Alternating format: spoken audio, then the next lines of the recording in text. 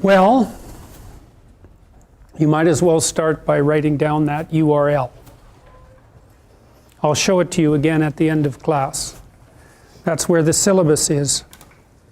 The syllabus will tell you pretty much everything you need to know about the class. There's a text. This is it. It consists of readings from a larger text. I use it because it's old, but a lot of the theorists that we're going to talk about are also old, and so I found this particular text accurate. And many of the people that we're going to talk about have very sophisticated views of personality. And I think that it does you a disservice unless you read something that's sufficiently sophisticated so that you actually understand, at least to some degree, what the people that we're going to study were talking about.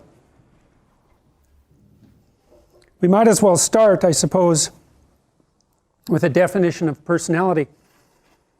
It's hard to define something that's that general because when you're speaking about human beings, it's not that simple to figure out what constitutes personality and what constitutes something else. So I'm going to hit at it from a couple of different perspectives. And while I'm doing so, I would like you also to consider the nature of what you're going to learn.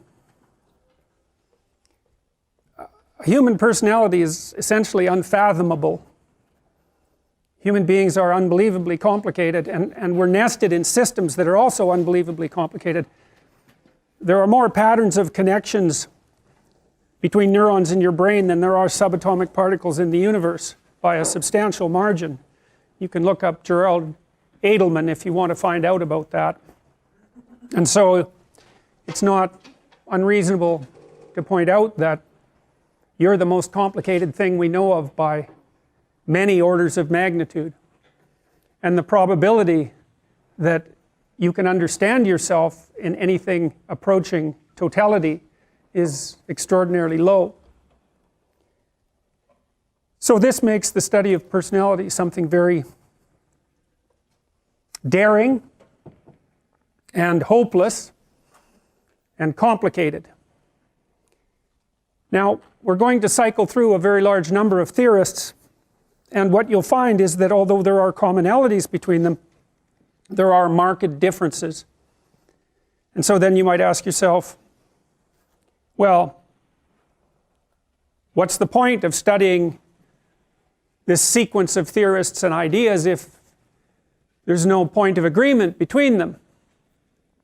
And I would say, first, there are points of agreement between them.